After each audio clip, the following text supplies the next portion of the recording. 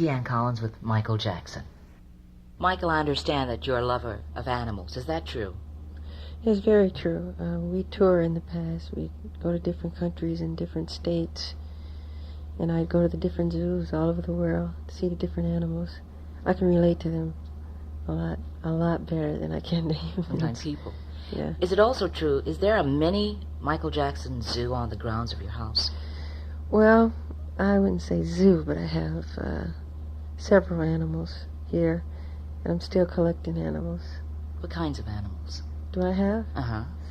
Well, I have a llama, which is a beautiful animal. He's taller than I am. He's from Peru, South America. Yeah, and he was in the circus. His name is Louis. He's really sweet, and he loves people, and he does tricks. And I have a Mouflon sheep. He looks just like a ram.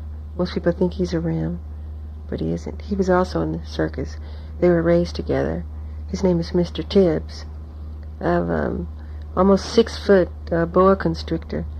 His name is Muscles, and I take him to the studio. Diana Ross was just here, and we were both peeling his skin off, because he peels like 3 times a month. And he was great. She was a little afraid of him, but then she got relaxed with him. And she touched him? Oh, yeah. Oh, really? Yeah. And I have 2 deer. Their name is Prince and Princess. They're really sweet. They're the North American white-tailed deer. And I raised them from the bottle. They're really sweet. And I got all kinds of different birds and stuff like that. Do you have a favorite animal? Mm-hmm. Probably Louis and Prince and Princess. Okay. You're considered the #1 artist in the world. What's your secret, Michael?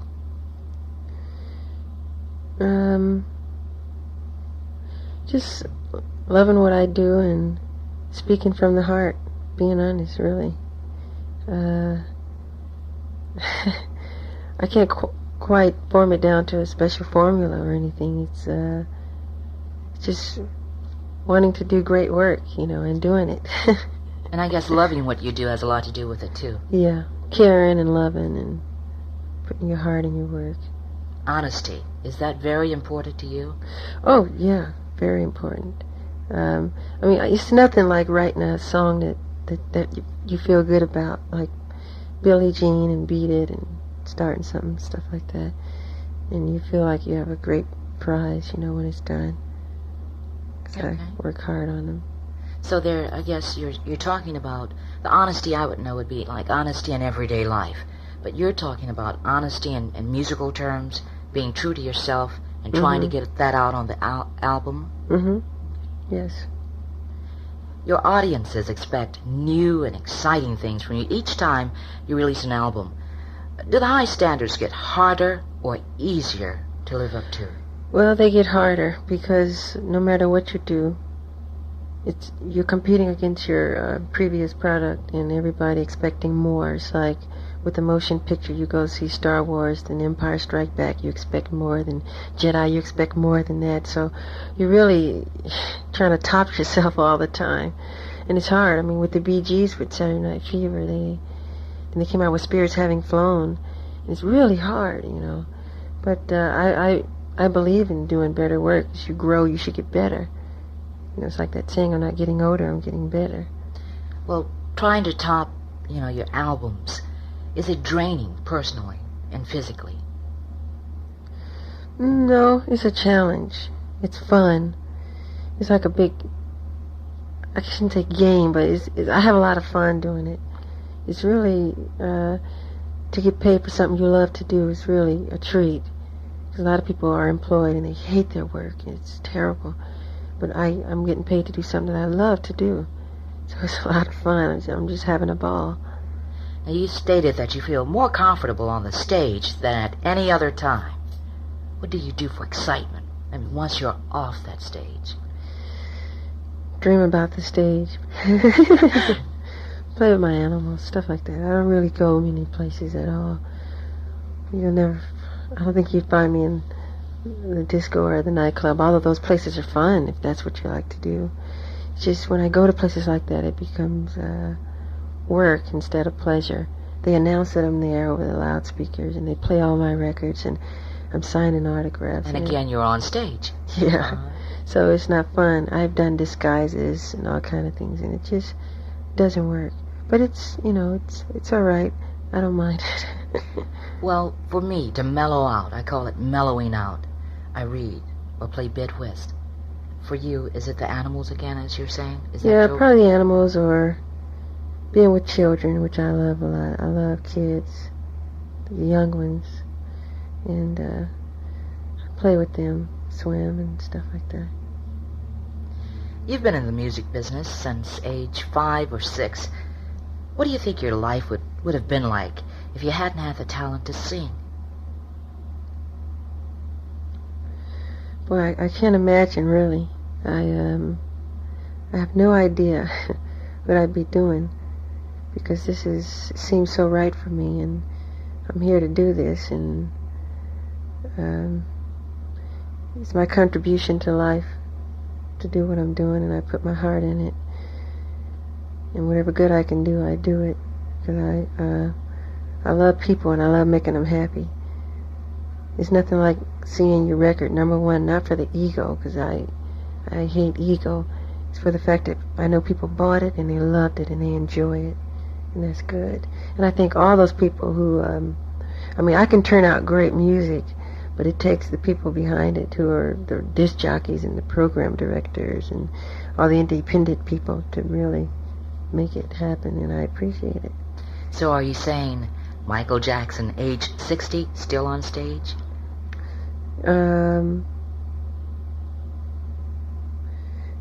Yes. I'd probably be doing writing and film, probably directing and stuff like that. Still active in it, but a little more behind the scenes, developing other people and showing them which direction to go in. With success in show business, you stated earlier that your privacy is almost lost. How do you deal with going out? Have you just stopped going out altogether, or having your picture taken, or people asking for autographs? Have you found a way to beat all of that and still maintain a private life outside of your home? Well, the best privacy is kind of within yourself, and to be independent at home or something, because everything I want to do is here. I can do whatever I want here, just loose and free. If I go out somewhere, it's different. You get swarmed by lots of autographs and people, which I don't mind signing autographs. It's fine. It's, it's part of the work that I do. Are you considering taking off for a few years, maybe a year, to smell the roses? Just be totally selfish as far as taking time out from Michael Jackson with no recording, movies, or any such show business related things. Do you ever do that? I'm the kind of person, if I take a week off, I feel I'm loafing, and I feel like I'm getting behind. I like being active. I like to create. I constantly coming up with different songs and different ideas, and looking and prying into the future, the sound of tomorrow. And because the music is constantly changing, minute by minute. And it's important not to become old hat, which is an old expression. But some of your recordings are what's considered classics. Will they ever become old hat? No, because to me, a great melody will never become old. The most important thing is, great melodies. And some of the old Motown or the old Beatles songs are just phenomenal, and they'll never become old hat. But the sounds and the music change, and that will become old. The sound, like the instruments. Like in the 60s, there was a lot of electric guitar and acoustic guitars. And now it's this whole computerized, synthesized sound, which is completely taken over. And that's the difference. But the melodies are still there, but the music has changed. Oh, I see what you're saying now. You said you love kids. You qualified it by saying very young kids. But what about marriage? And then maybe some kids. How far down the line is it, Michael? I have no idea. I have no idea. I can't answer that. Okay. I won't bother you on that. Any TV specials in the work? Say, something you'd like to do on television? Not that I know of. I get all kinds of different offers all the time, from specials to my own series to doing cameos to pilots to cartoon series and all kinds of things. And I'm mainly concerned with doing movies right now. And that's what I'm interested in. What kind of movie? Something that's really different and exciting.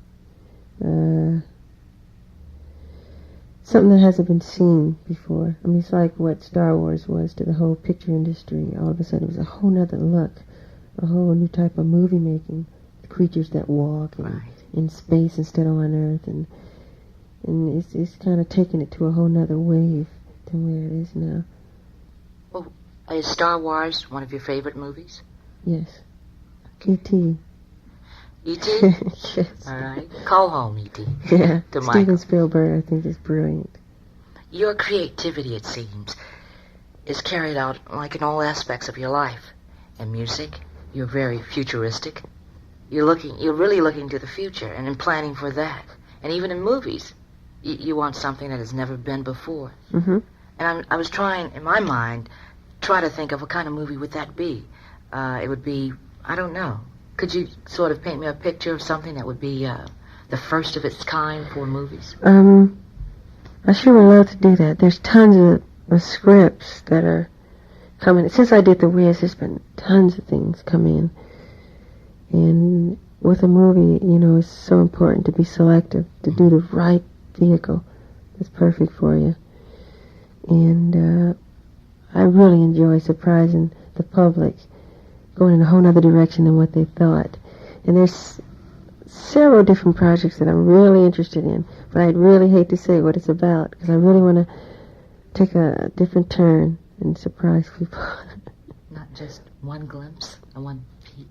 It'll be something, futuristic, and it'll be very different. That's mainly what I can say. Okay. So basically, that's the key word, different, for Michael Jackson. Yeah. You stated the Eagles is a favorite group of yours. Did the groups Hotel California inspire your Heartbreak Hotel or Thriller? No. Well, Heartbreak Hotel was a stimulant for Rod Temperton to write Thriller, because he told me how much he loved Heartbreak Hotel, with all the sounds and the falling and the sound effects. And I was trying to step into the future with that Heartbreak Hotel, trying something different, integrating drama and sound effects with music. And it worked, because a lot of people are trying that whole thing, like Pink Floyd and even Rod Temperton with Thriller. And so many other people are coming out with sounds in their records now, different effects. That's fine. So it was like a pilot and also a prototype Mm-hmm. of what's happening now. Mm-hmm. Has a tentative date been set for Jackson's tour with Jermaine and Janet? Well, we're probably sometime after this summer, but we really haven't pinpointed any dates yet, so we're really not sure. And the other, as far as Janet and Jermaine are concerned, we haven't really talked about that yet. We have talked about Jermaine, but if we do, it'll be a surprise, so I can't really answer yes or no. And sometimes he's unpredictable, so he may say, well, I decide to go and take it easy and rest somewhere, because he changed his mind so quickly. He last time I heard, he said he was moving on an island which he was going to buy, and now he moved somewhere else. And then he was into boats, and then he changed, and so he's always changing. So I really can't answer for him. Do the accolades, gold and platinum records and awards still excite and inspire Michael Jackson to keep going on? They'll always excite me, the gold and the platinum. It's just important not to take it too serious and not to reflect too much on the past and too much on the gold and too much, because you could bog down with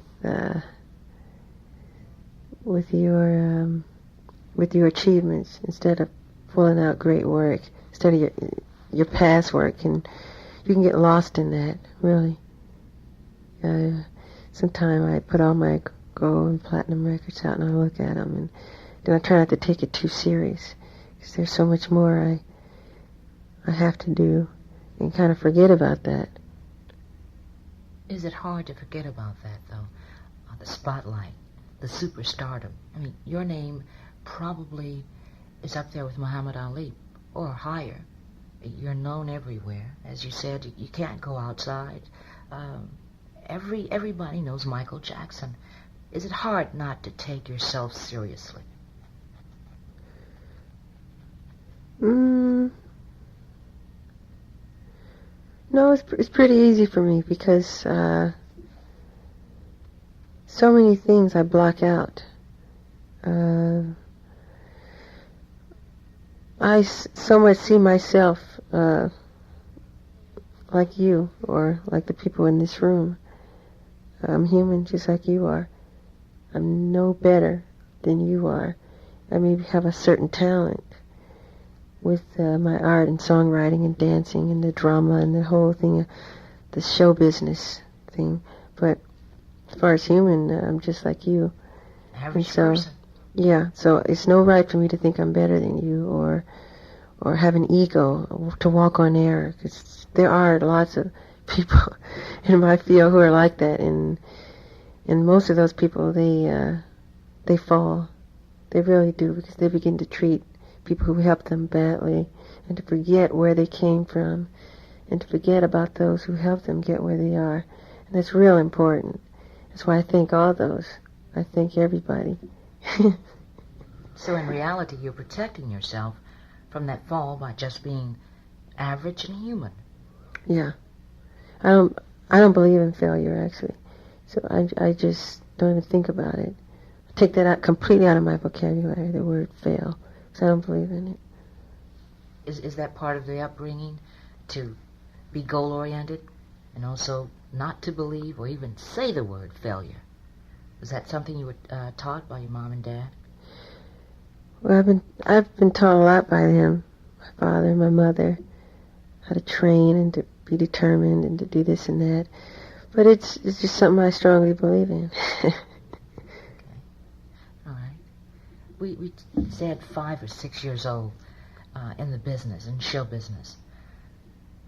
Do you sometimes feel that you wish you could return maybe and take your childhood and look at it and treat it a little bit differently?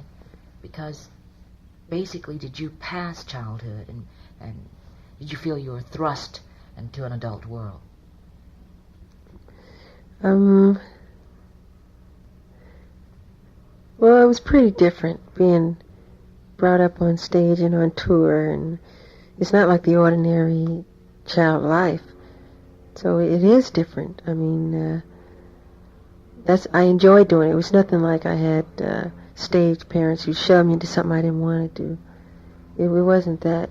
If it was that, I don't think I could have made it this long. I would have probably overdosed or something. But I enjoy it. No, it's a love that I have. It's nothing like being on stage. You can't put it in words. When the lights hit you and there's a certain spirit you feel, and I just don't like coming off. 24 hours on stage. Uh-huh. You take 24 hours on stage if you could get it, huh? Mm-hmm. Mm-hmm. So you don't regret one minute? Not 1 minute. Not 1 minute. You've been slated to portray Peter Pan. When's the projected movie release date? That's being developed right now, and that is a project I'm interested in. And I've been approached by different people to do the film. And I haven't really said yes yet. I haven't seen the script yet. So they're going ahead, and I'm waiting. Okay. And you'll let me know, right? Yes. Okay. I identify you as strictly a black musical genius. However, you have much broader appeal than that. Do you find it hard to appeal to both black and white audiences at the same time while performing, or do you even consider the black or white aspect? No, I don't think in terms of color or race, or I don't say when I write a song, this is for the blacks and this one's for the white. I just write and it comes out, and I'm influenced by what I hear, and it just comes out that way. I guess since I was small up to now, is a total sum musically of what I've been raised on, and I don't think in terms of color, because I don't believe in that. I really don't. So you're saying music is colorless? It's colorless. It's for everybody. It's for the world. It's for everybody to enjoy. As an entertainer, Michael, and also superstar, you're always in the limelight, but is it hard to keep a black perspective? And this is not on a musical level, but on a Michael Jackson private level. Is it hard to look back and remember your roots? No, never hard. All I have to do is look in the mirror. That's all I have to do. Or look at my hands. Okay. You have the opportunity at this point to, I guess, say anything you would like to your fans. What would you say if you had the opportunity? Well, I like to say, it's only one word I can say, thank you and I love you. This is Michael Jackson, and you're listening to